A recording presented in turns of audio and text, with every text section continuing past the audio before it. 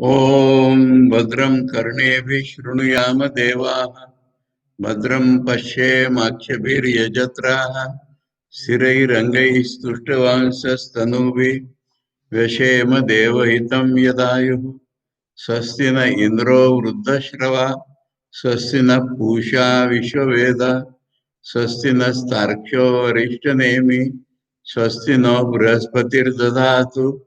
ओम शांति शांति शांति। प्रश्नोपनिषद में हम लोग छठा प्रश्न का उत्तर पढ़ना कल शुरू किया था हम लोगों ने। एक बार चौथे और पांचवें प्रश्न के मैटर पर मैं नजर डाल के कुछ चीजें बताना चाहता हूँ। चौथे प्रश्न में प्राण की उत्पत्ति कहाँ से हुई इत्यादि सवाल थे, और उसके कंक्लूजन में जो आचार्य ने बताया था उसमें ऐसा था कि परब्रह्म और अपर ब्रह्म का ज्ञान, सगुण या निर्गुण ब्रह्म का ज्ञान, ये दोनों मिला मिला करके जवाब है। प्रश्न उपनिषद में ऐसा खासियत है, क्योंकि ये केवल हम लोगों ने शुरू से देखा है कि जो अनुभव वाला है उसके मन के गठन पर निर्भर है। अगर उसका मैं पूरा लोप नहीं हुआ है और वो भगवान का अनुभव करता है तो वो सगुण ब्रह्म का अनुभव करता है, और अगर मैं का पूरा लोप हो जाता है तो वो निर्गुण ब्रह्म का अनुभव करता है। बाकी दूसरी तरह से हम इसको कहते हैं, जो ज्ञाननिष्ठ है और जो ज्ञानी है, इनके लक्षण 90% एक जैसे ही होते हैं। जब इनमें फर्क दिखाने की जरूरत पड़ती है तब फर्क दिखाया जाता है, नहीं तो इन दोनों का इकट्ठा वर्णन किया जाता है। तो चौथे प्रश्न में भी हमने यही देखा था, और पांचवा में साधन पूछा था, साधन ओंकार बताया था, और ओंकार से क्या मिलता है का पहले ही उन्होंने जवाब दिया दिया था कि पर या अपर ब्रह्म मिलता है। उसके बाद स्टेजेस बताई उन्होंने कि एक मात्रा ओंकार, दो मात्रा ओंकार, यानी उतना अगर हमारी चेतना की उन्नति नहीं हुई है तो हम इस जगत को व्याप्त देखेंगे, मनुष्य लोग को, और ऐसे एक साधक बढ़िया के रूप में, मनुष्य के रूप में जन्म लेंगे।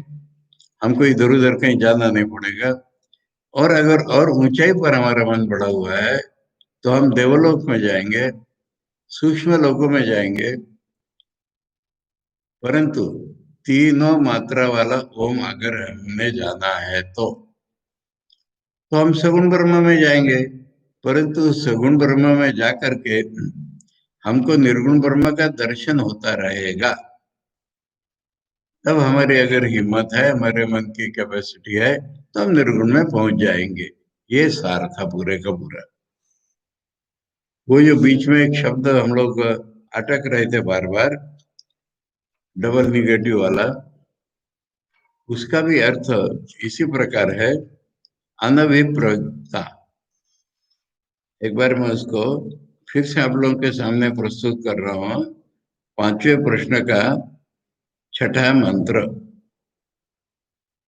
तीसरो मात्रा मृत्युमत्या प्रयुक्ता अन्योन्य सक्ता अनभिप्रयुक्ता क्रियासु बाह्याभ्यंतर मध्यमासु सम्यक प्रयुक्तासु न कंपते ज्ञान। न कंपते ज्ञान से हमें पता चल जाता है कि निर्गुण ब्रह्म का साक्षात्कार है। अब ये तीन मात्रा अगर अलग अलग से सोची गई, कोई जागृति को, कोई स्वप्न को, कोई सुषुप्ति को इम्पोर्टेंट देकर अगर सोचता रहा तो फिर ये मृत्युमय जीवन है। परंतु जब तीनों का आपस में रिलेशन ढूंढा गया, अन्योन्य सत्ता माने इन तीनों अवस्थाओं का आपस में रिलेशन ढूंढा गया, और रिलेशन यह है कि एक दूसरे को विरोध कर रहे हैं। जागृति अवस्था स्वप्न में खत्म, स्वप्न अवस्था सुषुप्ति में खत्म, जागृति में भी खत्म, सुषुप्ति अवस्था जागृति स्वप्न में खत्म। तो इस तरह से जब हम विचार करते तीनों को एक साथ लेकर के, तो हम कहते हैं अन्योन्य सत्ता। ओंकार की मात्रा माने ओंकार का अर्थ तो ब्रह्म ही है। उसको हम जब ऐसा सोचते हैं, तीनों अवस्थाओं को कंपेयर करके सोचते हैं, और अनभिप्रयुक्ता यानी अलग अलग नहीं सोचते इनको, इकट्ठा सोचते हैं। और इकट्ठा सोचने से क्या होता है कि ये तीन अगर एक के ही अवस्थाएं हैं तो वो तो इनसे अलग ही है ना, इन सब में है और इनसे अलग है। इसके लिए ये अन्वय प्रयोक्ता शब्द था। तो अब हम लोग जाते हैं छठे मंत्र में। और प्रश्न आप लोगों को मालूम है कि वो सुकेशा भारद्वाज ने पूछा, एक नाटकीय पद्धति से पूछा कि वो एक राजकुमार मेरे पास आया था और उसने पूछा कि षोडश कला वाला पुरुष तुझे मालूम है क्या? तो मैंने कहा मुझे नहीं मालूम है। अब मैं तपस्या कर रहा हूँ इसलिए उसको लगता था इसको तो मालूम होगा। तो बार बार पूछा तो मैंने कहा कि नहीं भाई, मैं झूठ नहीं बोल रहा, मालूम होता तो तुमको बताता। वो तो चला गया किंतु वो प्रश्न मेरे दिल में बाण जैसा चुभ गया है, कांटे जैसा। और मैं व्याकुल हो गया हूँ, आपसे पूछ रहा हूँ कि कहाँ है वो षोडश कला वाला पुरुष। तो इसमें ब्रह्म का वर्णन जो है वो षोडश कला वाला पुरुष है। और षोडश कला, कल मैंने आपको बताया था कि 16 कला ये चांद में होती है। चांद की प्रतिपदा से पूर्णिमा तक कला, फिर लौटते में वही कला होती है। पर अमावस्या अलग कला है। अमावस्या इस 15 के अंदर नहीं आ रही है। अमावस्या को ध्रुवी कला बोलते हैं, मैंने वो तो चंद्र का स्वरूप ही है। सूर्य के प्रकाश से जितना पार्ट होता है ऐसे उसकी कला बन जाती है। इसलिए ये 16 कला जो हम कहते हैं, ये चंद्र की 16 कला वाली उपमा से लिया गया है। और कला में पार्ट्स नहीं होते, ये कोई चंद्र के पार्ट्स नहीं है। चंद्र का अपीयरेंस वाला प्रकार का है। तो इसलिए उसी को अगर हम इसलिए चलाते हैं तो 16 कला जिस पुरुष से निकली, पहले तो आते पुरुष से बाहर कहीं नहीं निकली, प्रकट हुई। 16 अलग अलग रूपों में वो पुरुष ही आ रहा है हमारे पास। ये इसलिए सर्वव्यापित्व जो है भगवान का, सर्वातीत होते हुए जो सर्वव्यापित्व है, ये 16 कला वाला पुरुष से कहा जाता है। और वो इसलिए कहा जाता है कि हम आज जो है, दुनिया हमारे सामने है। अगर दुनिया हमारे सामने नहीं होती तो हमको ब्रह्म को खोजने का रास्ता क्या था बताइए? ब्रह्म का विचार हमारे मन में कैसे आता? दुनिया हमारे सामने है और थोड़ा सा विश्लेषण करने पर हम देखते हैं कि वो तो असत्य है, मिथ्या है। तो फिर आई कहाँ से? सोर्स इसका क्या है? ऐसे ही तो हम ब्रह्म को सोच पाते हैं। और इसलिए आचार्य ने कहा कि ये अध्यारोप है। इसके अब दो व्यू हो जाते हैं, अध्यारोप करो। अध्यारोप तो है, अध्यारोप है ये समझो। यानी अध्यारोप माने ब्रह्म के बदले हम दुनिया देख रहे हैं, इसका नाम है अध्यारोप। तो हम थोड़ी अध्यारोप कर रहे हैं, अध्यारोपित है दुनिया, ब्रह्म पर अध्यारोपित है। ये अगर हम समझ जाते हैं तो ब्रह्म का सोल्यूशन हमको मिल जाता है। इस दुनिया के पीछे ब्रह्म सत्ता है, वही दुनिया के रूप में चल रही है, ऐसे हमको देखना है। इसी को 16 कला वाला पुरुष के रूप में प्रेजेंट करते हैं। 16 कला वाला पुरुष माने ये दुनिया पूरी जैसे निकली। अब दुनिया निकली, कोई कॉस्मोलॉजी नहीं पढ़ाना है वेदांत को। पहले पंचतत्व निकले, फिर ये निकला वो निकला, इसमें बिल्कुल अलग तरह से वर्णन आएगा। तो उसको उन्होंने कहा, तस्मय सह उवाच ये अंत शरीर सौम्य स पुरुषो यस्मिन नेता षोडश कला प्रभवंती थी। यानी इसमें हम लोगों ने ये देखा भाष्य देखने के पहले ही कि हमको कहीं जंगल में नहीं भगवान को ढूंढने जाना है, अपने हृदय देश में ही ढूंढना है। और हृदय देश में ढूंढना इसका अर्थ वो छोटे से हमारे अंदर बैठे हुए ऐसा नहीं है। उपलब्धि स्थान वही है। हम जहाँ अपने मैंपन को अनुभव करते हैं, वही भगवान की उपलब्धि का स्थान है। परंतु उस भगवान से निकले 16 कला, पूरी दुनिया। ये इसमें रहस्य है। तो हम लोगों ने भाष्य पढ़ना शुरू कर दिया था। फिर से पढ़ते हैं, तस्मय स उवाच ये वो अंत शरीर है। अंत शरीर को आचार्य स्पष्ट रूप में समझा रहे, हृदय पुंडरी का आकाश मध्य, हृदय कमल में जो स्पेस है उसके अंदर। हे सौम्य सपुरुषो, न देशांतरे विज्ञेयो, कहीं दूसरी जगह जाकर के ढूंढना नहीं है उसको। यस्मिन एता उच्च माना षोडश कला, षोडश कलाओं का नाम अभी लिया नहीं है। जिसके बारे में बताएंगे वो षोडश कला। एक कह दिया इतने प्राणाद्या, यानी भगवान में प्राण फंक्शन नहीं है।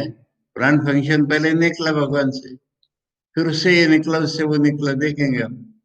तो इसलिए प्राणाद्या प्रभवन्ति उत्पद्यन्ते इति षोडश कला भी उपाधिभूता भी।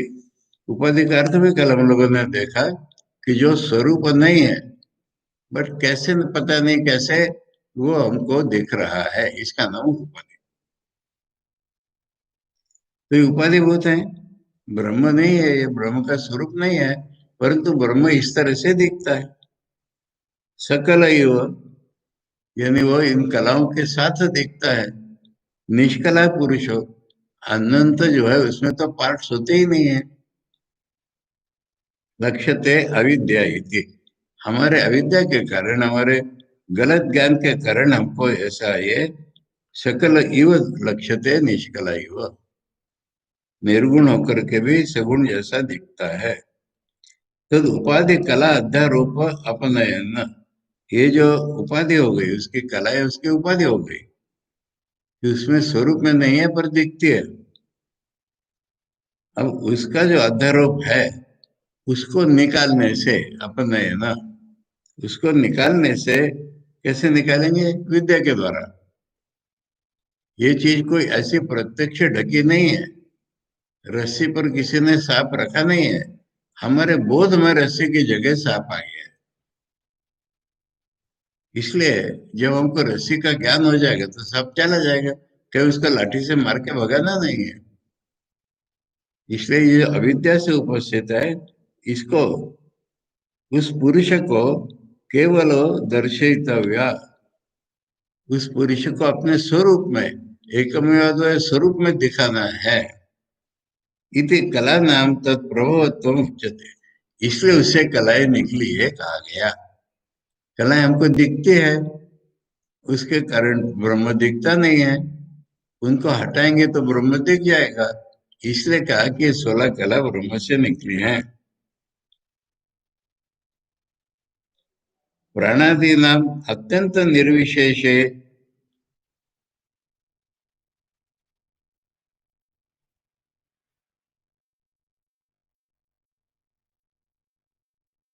प्राणादि ये विशिष्ट विशिष्ट हो गई कलाएं, इनसे बिल्कुल निर्विशेष, जिसमें कोई स्पेसिफिकेशन नहीं है कि अद्वय शुद्ध तत्व, जिसका दूसरा नहीं, ऐसे शुद्ध तत्व में न शक्यो अध्यारोपम अंतरेण प्रतिपाद्य प्रतिपादन आदि व्यवहार। अध्यारोप दिखाए बिना इसमें आप कैसे समझाने वाले हैं ब्रह्म को? पॉसिबल ही नहीं है। ब्रह्म को वर्णन तो कर सकते नहीं सब, इसलिए ये सब अध्यारोपित है बताना, फिर उस अध्यारोप को हटा के बताना, यही तो एकमात्र उपाय बचता है हमको। व्यवहार कर्तुमिति कला नाम प्रभव स्थिति अप्य आरोप्यन्ते, ये अविद्या विषय। इसलिए अविद्या से जो हमको कलाएं दिख रही हैं, उनका सृष्टि स्थिति प्रलय ब्रह्म पर आरोपित कर देते हैं, क्या हुआ है, और तब हम ब्रह्म का पता चला पाते हैं। ब्रह्म का पता कैसे चलेंगे? जन्मादि से था, इसको छोड़कर उपाय नहीं है। इसलिए कलाओं का उल्लेख किया जाता है कि जब तक हम, पूरी दुनिया तो है हमारे आंखों के सामने, और उसको ब्रह्म की कलाओं के रूप में जब कहा गया, तो इसका अर्थ है कि अध्यारोपित है, इसको हटाएंगे तो ब्रह्म दिख जाएगा। चैतन्य अव्यतिरेकेण एव ही कला जायमाना तिष्ठन्त्या, चैतन्य से अलग नहीं है ये जो कला है, ये कहीं निकल के बाहर नहीं जाती है। प्रलीयमानाश्च सर्वदा, जायमाना तिष्ठन्त्या प्रलीयमानाश्च सर्वदा, सृष्टि स्थिति प्रलय तीनों समय में ये उसी में है, उससे अलग नहीं है ब्रह्म से।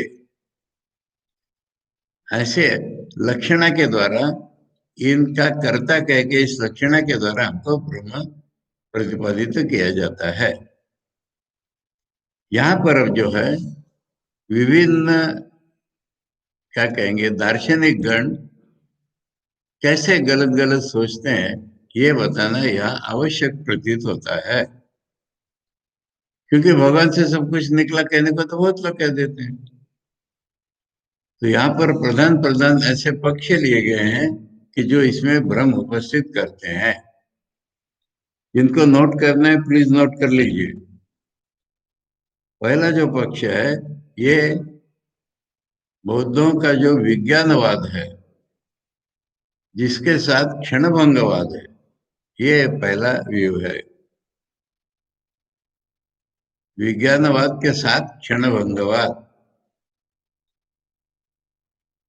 मैं पढ़ के बता रहा हूं। अतएव भ्रांता केचित अग्नि संयोगात, वो समझाएंगे, अग्नि संयोगात घृतम यो घटादि आकारेण चैतन्यम एव प्रतिक्षणम जायते नश्यति इति, यहाँ तक ये पहला पक्ष है, विज्ञानवादी के साथ क्षणभंगवादी। दूसरा पक्ष, तन निरोधे शून्यमेव सर्वम इति अपरे, अपरे है ना, तो दूसरा पक्ष है। ये शून्यवाद का पक्ष है। बौद्धों के बौद्धों के शून्यवाद का पक्ष है कि उसका निरोध करने पर तो सब कुछ शून्य ही रह जाएगा। तीसरा जो पक्ष है, ये नैयायिकों का है, न्याय दर्शन वालों का है। घटादि विषय हम अर्थ समझ लेंगे, पर पहले मैं नाम बता रहा हूँ जिससे समझना आसान हो जाएगा।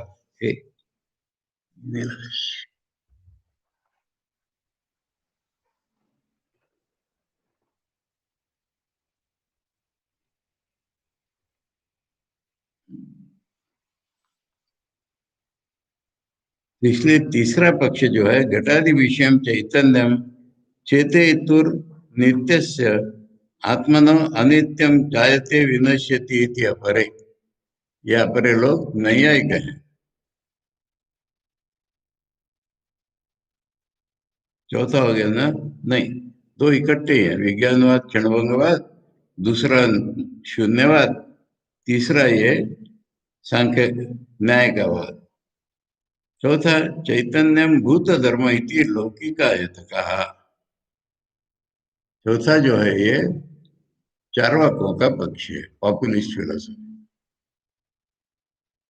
इनका जवाब जो है ये अनपायो उपजन धर्म का, यहाँ से इनका जवाब शुरू है। ऐसा विभाग है इसका। पहला पक्ष समझते हैं। पहला पक्ष यह है कि चैतन्य का हमें क्या पता है। हमारे मन में जो चैतन्य का राज्य है, हमारे मन में चैतन्य का क्या राज्य है? मैं इसको देखता हूँ। त्रिपुटी वाला चैतन्य हमारे मन में खेलता है। इसमें एक मैं भी होता है। एक देखना सुनना अलग अलग प्रकार का अनुभव होता है, अलग अलग प्रकार की वस्तुएं होती है। इसको छोड़ करके तो हमें कोई चेतन है मालूम नहीं है। और ये जो है हमारा, ये प्रति क्षण बदलता है। मैं रोटी खा रहा हूँ, मैं हाथ धो रहा हूँ, ये अलग चीज है। रोटी खाने वाला मैं चला गया उसके साथ, उसकी तो परिभाषा ही खाने वाला थे। ये हाथ धोने वाला ये अलग आ गया। इसको उन्होंने इस भाषा में प्रकट किया है कि अतएव, अतएव मैंने इसी के बारे में, इसके बारे में अतएव मैंने उसी से सारी दुनिया निकली है, जो वर्णन है उससे अलग नहीं है, इसलिए ऐसा ऐसा हो जाता है।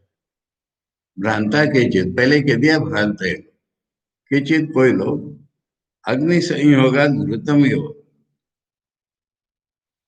मैंने अग्नि के पास रखने से वो माखन क्या हो जाता है, पिघल जाता है। घटादि आकारेण चैतन्यम एव प्रतिक्षणम जायते। तो हमको घड़ा दिख रहा है, माने हमारे चेतन जो है वो घड़े का आकार हो गया। जैसे अग्नि से घी अलग हो गया, पिघल पिघलने वाला घी हो गया, ऐसे ही हमारे अंदर जो चेतन है उसने घट का आकार ले लिया, पट का आकार ले लिया, कमरे का आकार ले लिया, तुम्हारा आकार ले लिया, मेरा आकार ले लिया। ऐसा ही ये चेतन है। और ये चेतन है कैसा? प्रतिक्षणम जायते नश्यति इति। नया नया प्रतिक्षण उत्पन्न होता है, चला जाता है, खत्म ही हो जाता है।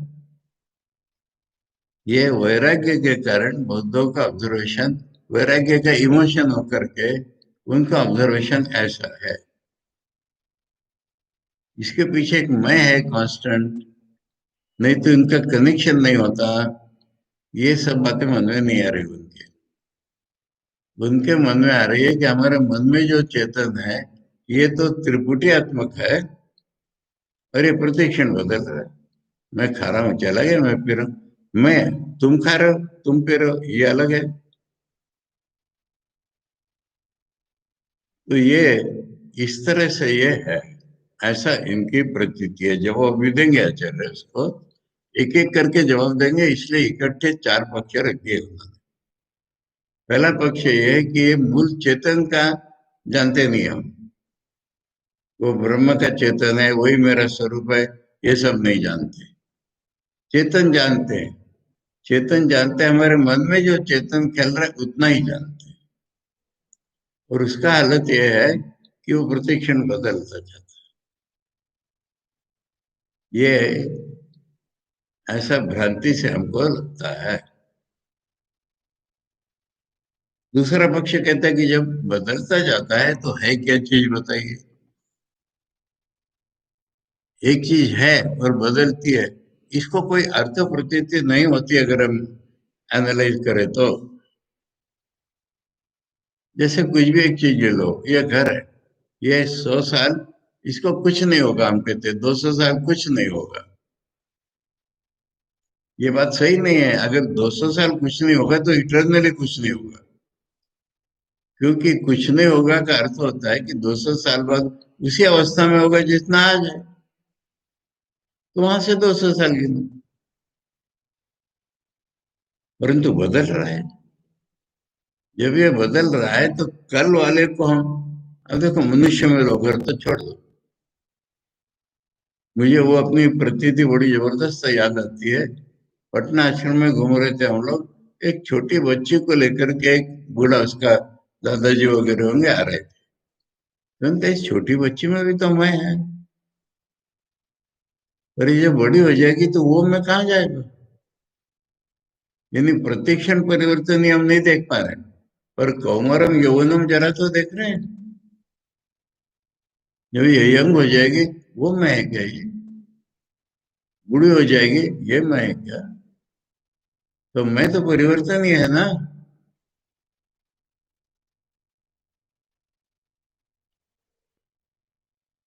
तो फिर मैं किसको कहना है? ये अगला पक्ष है। क्षणभंगवाद जब हो गया तो मैं किसको कहेंगे, उस बच्ची वाली को, या बड़ी होगी तब उसको?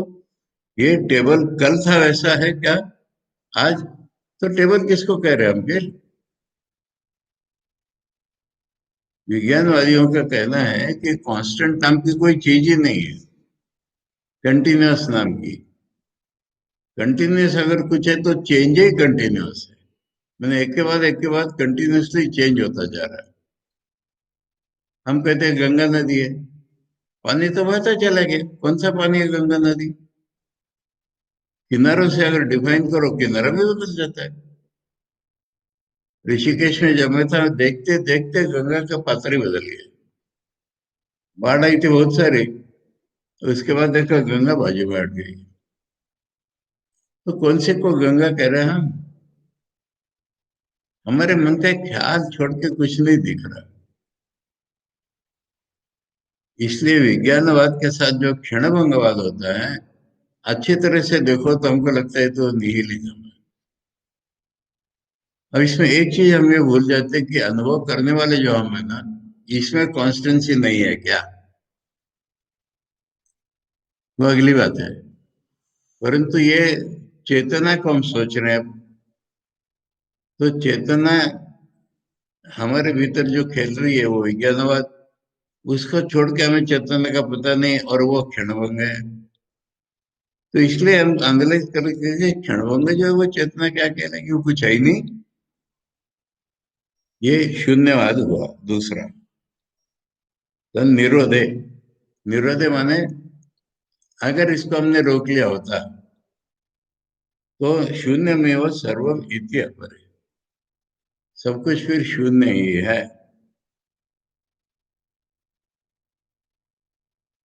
ये तीसरा पक्ष है न्याय का, समझ लीजिए। न्याय कह रहे हैं कि आत्मा में चेतनता नहीं है,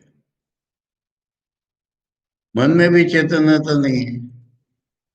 जब आत्मा और मन इकट्ठे हो जाते हैं तो चेतन उत्पन्न होता है, जो उत्पन्न होता है तो वो आत्मा में रहता है। वो मुक्ति की उनकी कल्पना कैसी है कि आत्मा को सुख भी नहीं होगा, दुख भी नहीं होगा, चेतन ही नहीं होगा, एक जड़ द्रव्य जैसा पड़ा रहेगा। ये मुक्ति है। इसको इस तरह स्टेट किया है, घटादि विषयम चैतन्यम, यानी हमको घड़ा दिख रहा है, ये हमारा चेतन है। चेतयितुर नित्यस्य, जिसको दिख रहा है वो नित्य है, उसका स्वरूप नहीं बदलना चाहिए, तभी तो मोक्ष होगा। आत्मनो चेतयितुर आत्मनो नित्यस्य, अनित्यम जायते विनश्यति इति अपरे। इसमें बौद्धों के इसमें इसमें ये फर्क हो गया। बौद्ध लोग उसके अलावा और कुछ है ही नहीं मानते। ये लोग उसके अलावा है, पर वो चेतन नहीं है। हमारे मन में जो चेतन खेल रहा है उसके अलावा हम हैं, पर हमें चेतन ही नहीं है। मन का ही चेतन इनको भी दिख रहा है, और इनको वो मन के कारण लग रहा है, और उसके कारण हम चेतन प्रतीत हो रहे हैं। और वो जो चेतन है वो बदल रहा है। बदल रहा है में इनका उनका फर्क ये हुआ कि उनको कहना हम ही बदल रहे हैं, इनका कहना हम अलग है, पर वो चेतन नहीं है। और जो चेतन है वो बदलता चला जा रहा है। घटादि विषय चैतन्यम चेतयितुर नित्यस्य आत्मनो, चेतयिता माने जिसको ये हो रहा है वो आत्मा जो नित्य है। अनित्य चेतन जो है, इस कंस्ट्रक्शन देखो जरा, संस्कृत है ना। चेतयितुर नित्यस्य आत्मनो घटादि विषय चैतन्यम अनित्यम। अनित्यम कैसा? जायते विनश्यति इति अपरे, वो भी उत्पन्न होता है, मन से संयोग नहीं तो चला जाता है।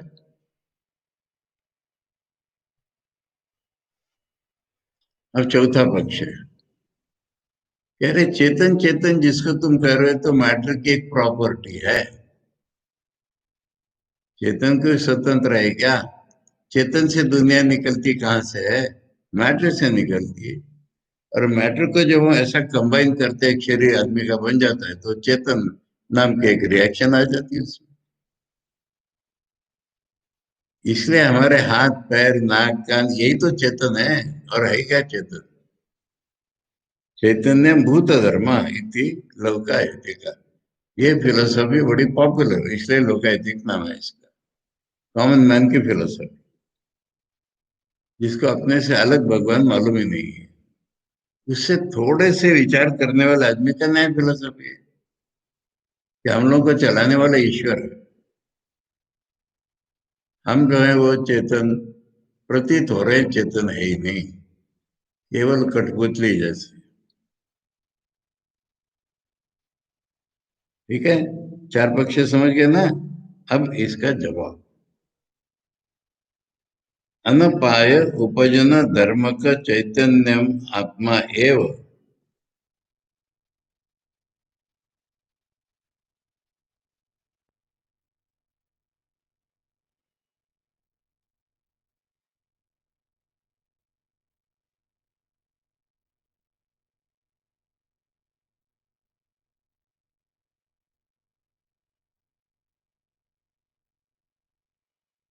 इसमें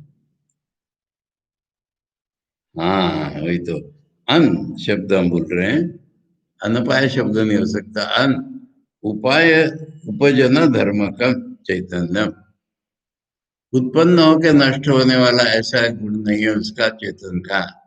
आत्मा का नित्य चैतन्य है। अन अपाय, अपाय माने नष्ट होना, उपजन माने जन्म होना, उसके पीछे लगा है अन, माने मरने जीने वाला नहीं, ऐसा चैतन्य। उपाय जनक धर्म को, अन अपाय उपजन धर्म का, अपाय उपजन के धर्म का अन, ऐसा नहीं, ऐसा चैतन्य आत्मा है।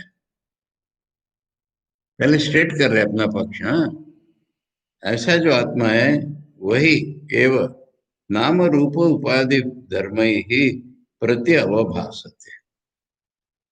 नाम रूप इसकी उपाधि है, इसका स्वरूप नहीं है, पर इन नाम रूप उपाधियों में से उनके जैसा दिखता है। मनुष्य का चेतन, स्त्री का चेतन, पशु का चेतन ऐसा लग रहा है। नाम रूप उपाधि के जो धर्म है उनके जैसा प्रति, प्रति माने हर एक का अलग अलग अवभासते दिखता है। ये स्टेट किया आचार्य ने एक वाक्य में। सत्य ये है कि नष्ट न होने वाला, जन्म न होने वाला एक कांस्टेंट चेतन, ये नाम रूप उपाधियों में से अलग अलग दिखता है। इसके लिए पहले वो शास्त्र बता रहे हैं।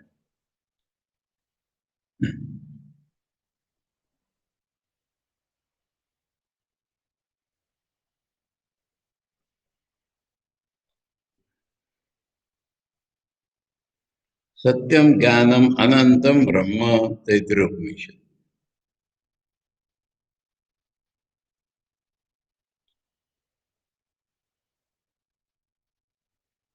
ब्रह्म कैसा है? सत्य, ज्ञान स्वरूप, अनंत, ये ब्रह्म है। ऐतरेयोपनिषद में कहा है प्रज्ञानम ब्रह्म, ज्ञान ही ब्रह्म है। बृहदारण्यक में कहा है विज्ञानम आनंदम ब्रह्म, जो ज्ञान है वही आनंद है, ऐसा ब्रह्म है। विज्ञान घन है वो, बृहदारण्यक में और ये भी कहा है कि वो तो विज्ञान ही विज्ञान है, ये ब्रह्म का स्वरूप है। नहीं है कैसे ब्रह्म में ज्ञान?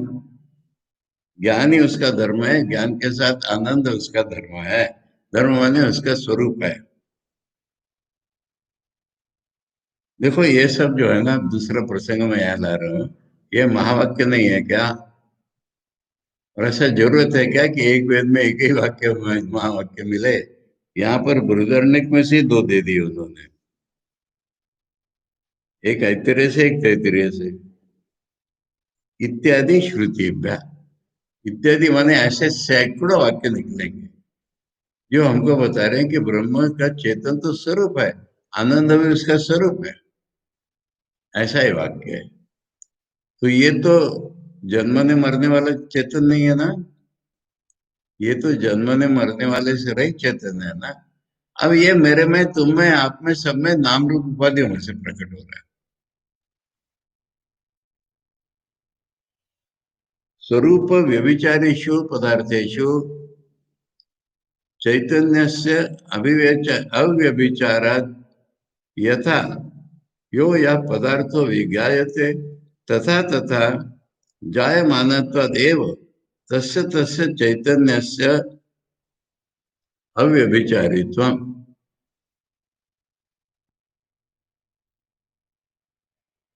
स्वरूप व्यभिचारेषु माने जो चीजें हैं दुनिया में, ये तो बदलती जाती है।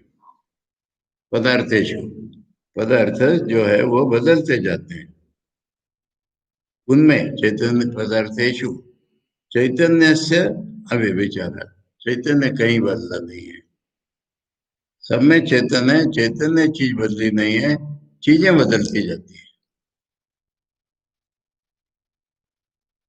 और उसके कारण यथा यथा, ये पूरा सबका एक्सप्लेनेशन है कैसे दिखता है, अलग अलग है, क्षण भंगुर है।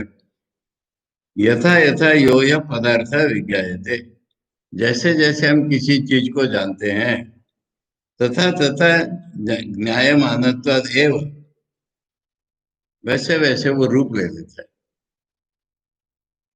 तस्य तस्य चैतन्यस्य अव्यभिचारित्वम्। इसलिए हर जगह चैतन्य तो अव्यभिचारी ही देखेगा हमको।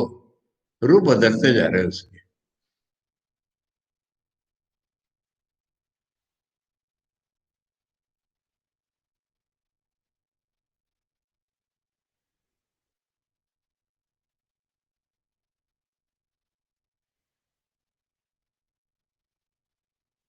हम और एक पक्ष ले रहे हैं यहाँ पर, हाँ। इन चारों पक्षों का एक प्रकार से जवाब हो गया। और एक पक्ष ले रहे हैं, यह है अज्ञेयवादी। वस्तु तत्व भवति किंचित न ज्ञायते इति च अनुपपन्नम। अज्ञेयवाद को कोई बेस नहीं है कह रहे हैं।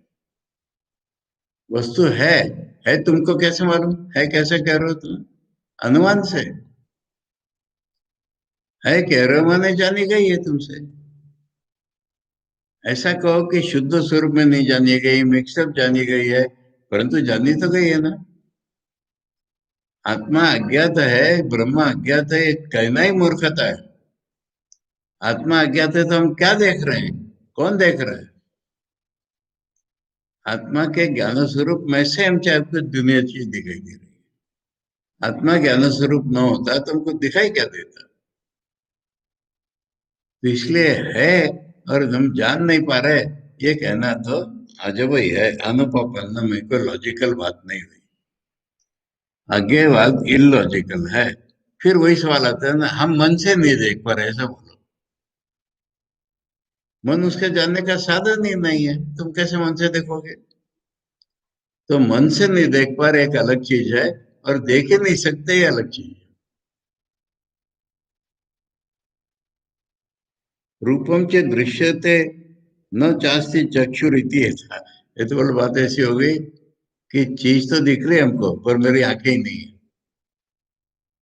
ऐसा कहना हो जाएगा ये। चीज है ये हमने जाना है, चीज है पर हम जानते नहीं, ये कहना कैसा है कि चीज दिख रही है पर हमारी आंखें नहीं है, ये कहना हो जाएगा।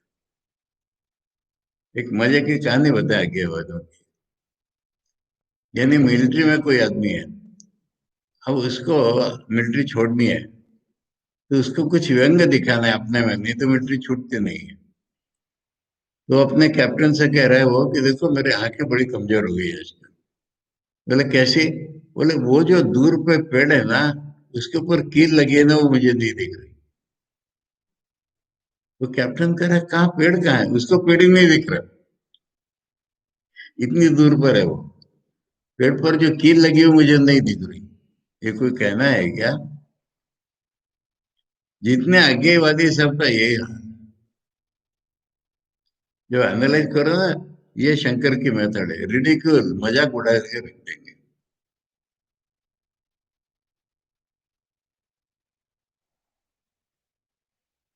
वो कह रहा है व्यभिचरति तो ज्ञेयम, ऑब्जेक्ट बदलते रहेंगे।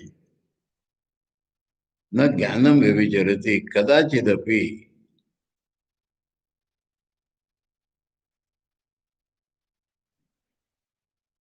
ज्ञेयम, ज्ञेय माने उस ज्ञेय में जो ज्ञान है हमारा वो नहीं बदल रहा है, ज्ञेय चीज बदल रही है। ज्ञेय अभावे अपि ज्ञेयांतरे भावात ज्ञान से। ये चीज नहीं रही दूसरी। देखो यहां से मैं पुस्तक उठाई, पुस्तक नहीं तो टेबल तो है, टेबल उठा लिए तो धरती तो है, सब निकाल लिया तो ब्रह्म तो ही है। तो इसलिए ये हमारे ज्ञान का व्यभिचार नहीं हो रहा है कभी। अगर एक चीज जानने की नहीं रही तो दूसरी है सामने। ज्ञेय अभावे अपनी ज्ञेयांतरे भावात ज्ञान से। नहीं ज्ञाने असत्य ज्ञेयम नाम भवति कस्यचित्।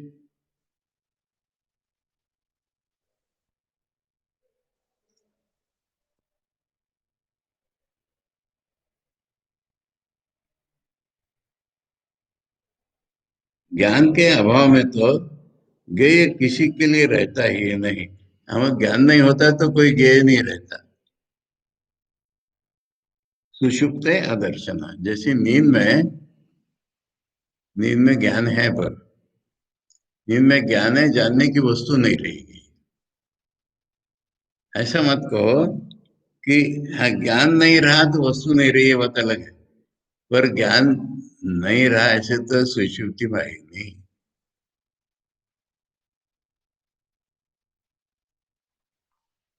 अब यहाँ सुषुप्ति का एनालिसिस इंपॉर्टेंट है बहुत। ज्ञानस्य अपि सुषुप्ते अभावात् ज्ञेयवत् ज्ञान स्वरूप से व्यभिचार इति चेत्। जैसे ज्ञेय बदलता जाता है ऐसे ज्ञान भी बदलता जाता है कि सुषुप्ति में ज्ञान ही नहीं है। सुषुप्ति में ज्ञान नहीं होता, तुमको मेमोरी कैसे आती, ये सवाल है। जानी हुई चीज की मेमोरी होती है ना।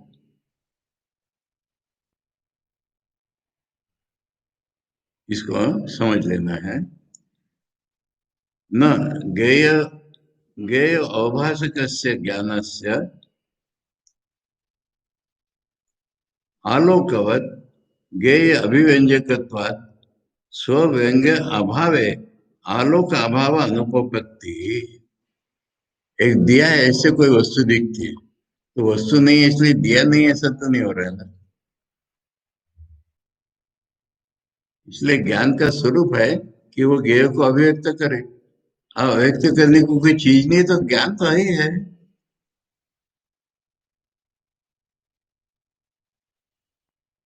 ऐसा ये उदाहरण लेकर करे, सुषुप्ते विज्ञान अभाव अनुपपत्ति। सुषुप्ति में विज्ञान नहीं है ये कहना गलत हो रहा है। देखने की चीज नहीं तो ज्ञान नहीं चला गया हमारा। नहीं अंधकारे चक्षुषा रूप अनुपलब्धो चक्षुषा अभाव शक्य कल्पयितुम वैनाशिक है ना। ये वैनाशिक माने शून्यवादी। तो ये ऐसी कल्पना कर रहे हैं क्या। अच्छा, अंधकार में तो हमको कुछ नहीं दिख रहा है, तो क्या आंखें नहीं है क्या हमारी। उसके परिपोषक कंडीशंस बदल गई। आंखें चली गई होती है तो प्रकाश में फिर कहां से आ जाती है। तो इसलिए सुषुप्ति में नहीं दिख रहा है तो हमारा ज्ञान चला गया क्या, फिर कहां से आ गया दोबारा।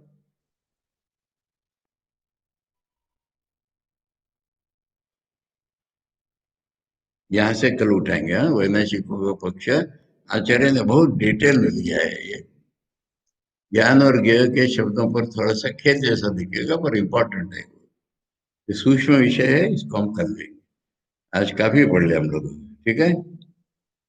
ओम भद्रम कर्णेभिः शृणुयाम देवाः भद्रम पश्येमाक्षभिर्यजत्राः स्थिरैरङ्गैस्तुष्टवंशस्तनूभिः व्यशेम देवहितं यदायुः स्वस्ति न इन्द्रो वृद्धश्रवा स्वस्ति न पूषा विश्ववेदाः स्वस्ति नस्तार्क्ष्यो अरिष्टनेमिः स्वस्ति नो बृहस्पतिर्दधातु। ओम शांति शांति शांति। हरि ओम तत्सत। श्री रामकृष्णार्पणमस्तु।